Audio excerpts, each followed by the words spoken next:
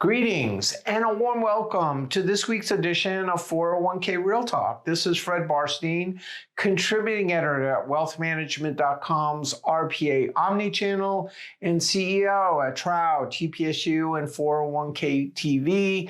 I review all of the past week's stories and pick the most important and interesting ones, providing open, honest, and candid discussion you will not get anywhere else. So let's get real. First story.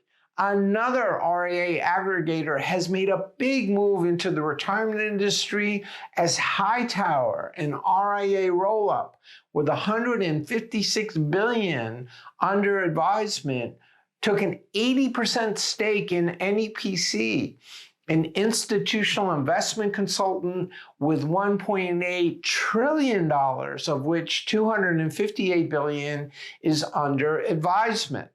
Joining Creative Planning, which acquired Lockton's then $125 billion retirement division a few years ago, and Mariner, which bought the $109 billion Anco, Hightower not only sees the convergence of wealth and retirement at work, but also the opportunity for their advisors to get access to alternative investments through NEPC's platform. Other RIA firms like Cerity Partners have made investments into the DC market, while Carson and Mercer Advisors have made preliminary moves. While it might seem like a minnow is swallowing a whale, Hightower's revenue is larger, which says everything you need to know about the wealth and retirement businesses, and they become the second firm with more than $1 trillion, surpassing CapTrust, which was the first to reach that level.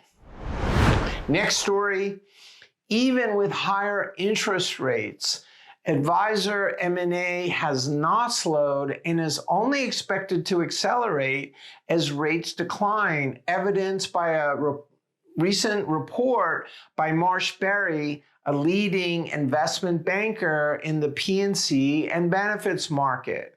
They reported a 12.5% annual increase in wealth and RPA deals as of Q3, driven in part by the P&C and benefit firms looking to buy more wealth firms after some have already acquired RPAs.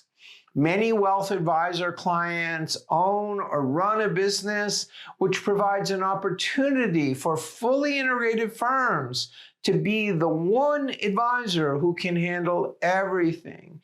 And while cross-sell opportunities exist for RIAs, many benefit firms are leveraging relationships that RPAs have with their clients, which tend to be larger, to cross-sell more profitable services.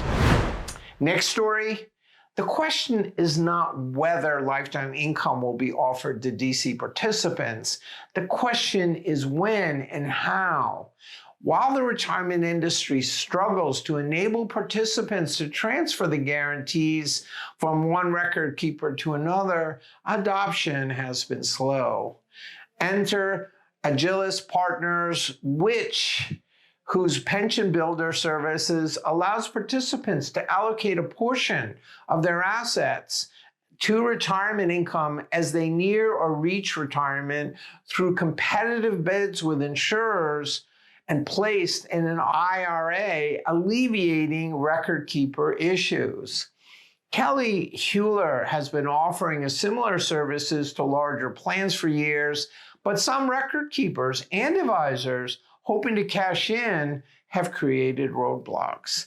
Agilis' first partner is Alight, with 10 million participants, including the Federal Thrift Savings Plan.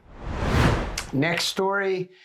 Maybe to grab headlines, an administrative and advisory firms has warned that 401k fees are too high after analyzing the 5,500 files of almost 7,000 firms. Abernathy Daily 401k, whose parent company acts as family office, cites the lack of independent third-party benchmarking, which may be news to firms like RPAG and Fiduciary Decisions and the horde of fiduciary advisors who conduct RFPs and due diligence on behalf of their clients. Some will argue fees are too low, but maybe there is room for discussion.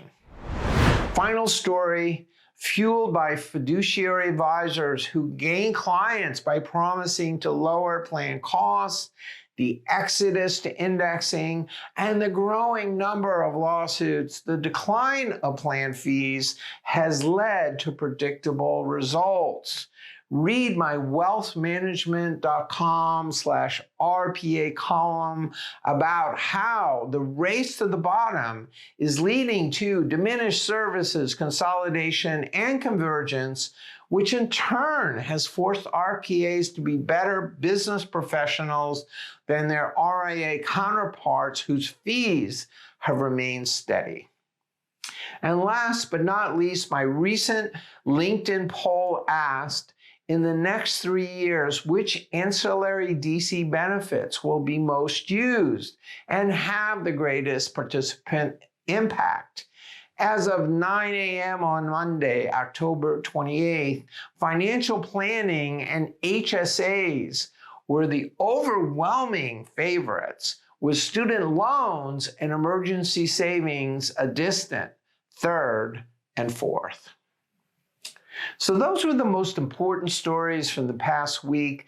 I listed a few others I thought were worth covering, including declining interest rates will spur more advisor RIA M&A, plan sponsors weigh in on what they value most from advisors, Gallagher acquires UK Redington, a Hancock study says that longevity and early retirement pose retirement risks, and AI is a top 25 SEC priority.